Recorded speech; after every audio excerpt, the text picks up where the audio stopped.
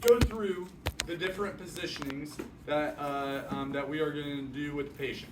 Now, this is that handout. Yeah, you got it right there. And it will go through all 10 positions really well in detail there, like each one, and it will tell you how to do it. We also have the one-page handout that also explains it. I was going to bring that one up, but for some reason it wouldn't come up. And this will be beneficial for you. When we break out into groups, obviously there's 10 of us and there's only 4 beds. So Devin and Eric get to claim one, and then I guess it will be 3, 3, and 2 at the remaining 3 beds. Fortunately, all of our beds will go into Trendelenburg, so you can just manipulate the bed setting. We won't have to do quite as much of just using a wedge. We have wedges in the stock room, but we don't really need to use them because we're able to either just use a pillow or just actually move the bed up and down. The wedges are used for situations where maybe you're at home and you don't have a bed that will go in Trendelenburg, and you have to like put a wedge under your hips or something and be able to position yourself going down. But so if we are doing the upper lobes, the posterior segments, you are right here at the top. Now you're not going to go over bone. You never want to go directly over the top of bone because, I mean, ultimately you are, when you're percussing above the ribs, just because your lungs are protected by the ribs, but you're not really doing it over the scapula. You're not doing it over the sternum, okay? And you're also not doing percussion over breast tissue, over any open incision, or if the patient has right-sided rib fracture, you're not going to do right-sided percussion, okay? Obviously, you don't want to cause any pain, and you don't want to cause any discomfort to like a female patient. So, in the upper lobes, you're going to have the patient sitting up, as upright as they can, and you are going to be percussing basically right over the traps, okay? In the posterior segments, then you are going to have that patient lean forward. If they need to, they can use a pillow to kind of brace themselves as they lean forward. You can also use a wedge in this position where they don't have to like crump over themselves. They can go over the wedge and just drape their arms over. And that's a good hug. And then you are going to percuss right over that soft area in between your scapula and your spine. Ideally, that's where you're going to get them. You might have to go over the scapula just a little bit, but we don't want to cause any pain to the bone, so we're not going to be slapping on the bone too much. If they are the upper lobes and the anterior segments, again, we are going to be using gravity to move we're positioning the patient so that we can utilize gravity in our quest to mobilize these secretions and move them to the airway. But as you can see, he's slightly elevated. We don't want his head flat. If his head's flat, then it's just, yeah, we might be able to loosen it a little bit, but it's just gonna stay basically there. We want it just a little bit elevated. Want them just a little bit elevated so that we can start to move it, because in these upper areas of our lungs, where is our main stem bronchi? Okay, our main stem bronchi are right about right here. Okay, so they're all the way down here. Well, I guess I should say right here. The right side's a little bit higher than the left. If we are laying flat, we're not going to be able to move anything to right here from up here, right? We have to use gravity just a little bit. We don't want them sitting up because then it's just going to go and go to the bottom of the lung, and then we're going to have a whole other issue. So we are going to move their body up just a little bit so that we're able to use gravity in our benefit and not to our detriment, okay? So, and then we're going to percuss over here. Again, we're not trying to percuss over the scapula here, collarbone here. So that's where we're going to get with those upper lobe anterior segments.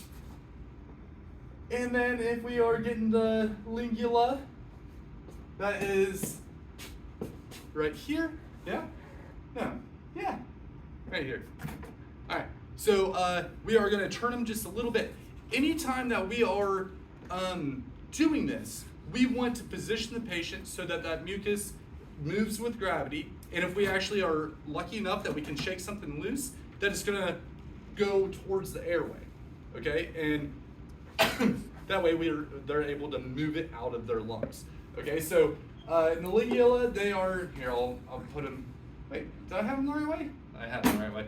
All right. I'm trying to match it up so it looks normal. All right. And now position 5, middle lobe. Okay. Does anybody know, it's not listed here, it's listed on your other one, but don't look if you don't need to. If we're doing the middle lobe, do we go all the way in Trendelenburg, or do we go mostly in Trendelenburg? Okay, because there's 2 different levels that we can go to as far as inches. Does anybody know the inches that we put the feet up in the middle lobe? 12. 12 inches. What about for the lower lobes? 18. Good. So in the middle lobe, it's right here. We don't want to go all the way up here, okay? Because then it's not really going to move where we want it to. We want it to go at 12 inches, and then when we're doing the lower lobes, that's when we really need the help from gravity. Okay, that's way more than 12 inches, but you know what I mean. All right. So ultimately, the best thing to do is just to follow along with the positioning that is listed either in this handout that I gave you, or in the single page handout that I gave you. If you see this right here, the superior segments and the lower lobes, again, we don't, even though it's the lower lobes, we're not going to put them all the way 18 inches with our feet up 18 inches and all the way in Trendelenburg. We are ultimately just going to position the patient enough that gravity will work with us.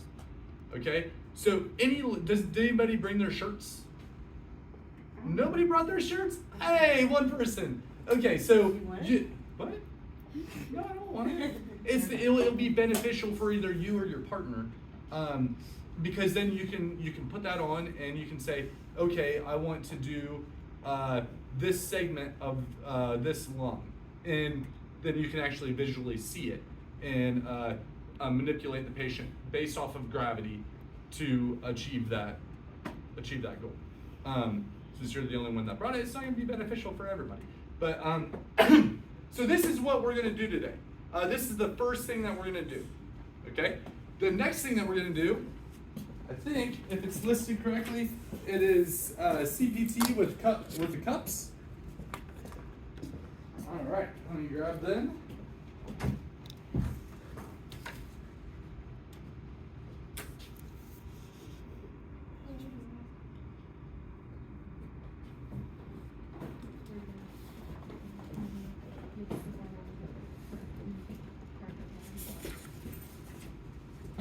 So it's not always easy to use Barbie hands, okay?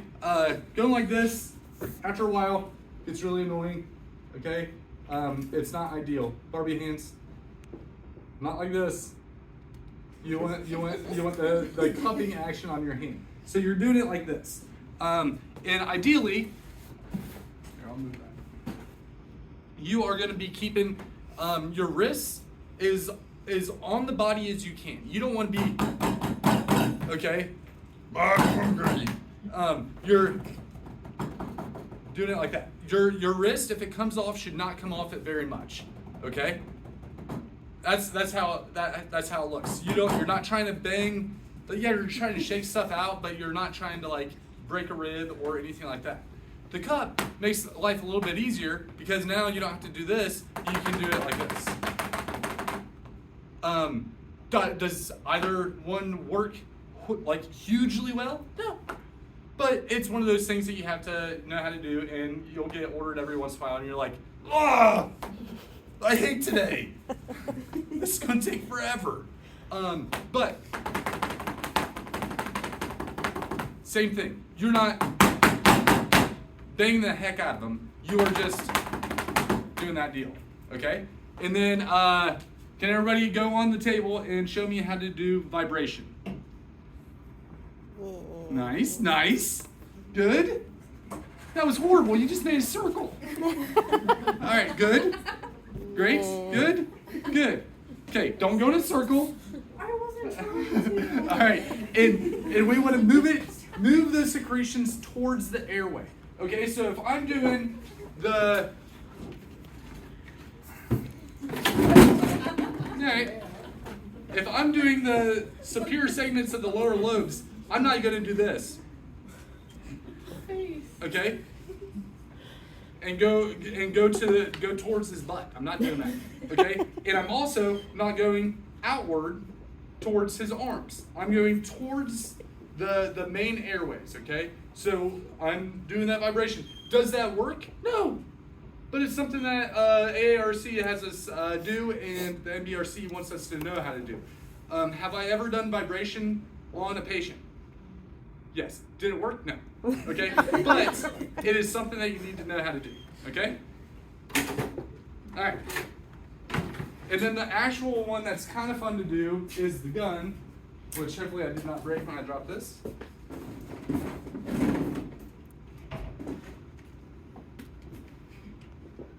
All right. Obviously, the little ones are going to be for little backs.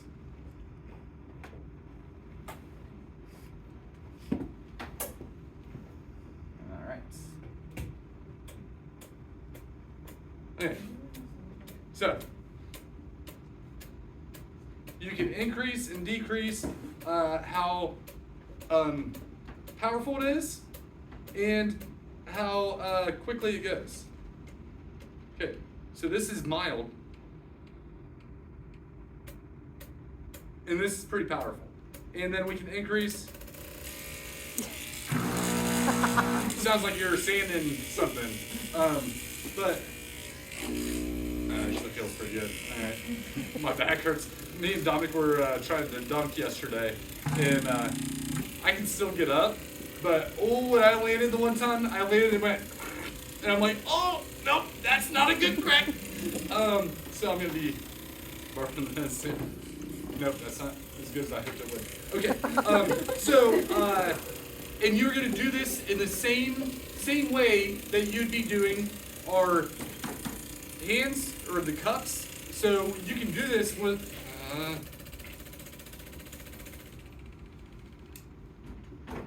there. Okay, so you can do this with postural drainage as well. Ideally, you're going to be doing this. That doesn't mean that you're going to put every position. If you are getting right here, you may not be doing this because that might be too powerful on the rib. So you really just have to go off of the patient's tolerance and then constantly assess the effectiveness of it. Okay, so effectiveness as in looking at ABG values, looking at chest x-rays, looking at their pulse ox, looking at change in mucus production, and obviously, hey, is this helping you out? And if you're using this and it feels good, they might go, yeah, it's really helpful. I've been coughing stuff out all day, and you're like, no, you haven't. But then you'll keep doing it because they like it, and that's what we're there for. So I am going to have you guys break off into groups, and I want you to go through. Do I have anything else on this little?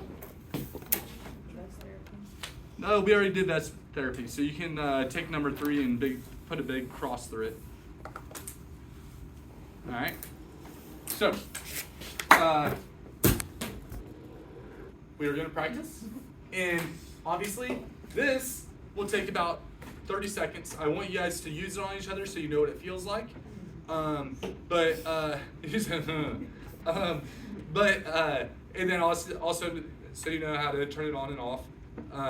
And next Friday I'm going to get like a full massage, which is going to be great because you guys are going to have to practice on me for the checkoff.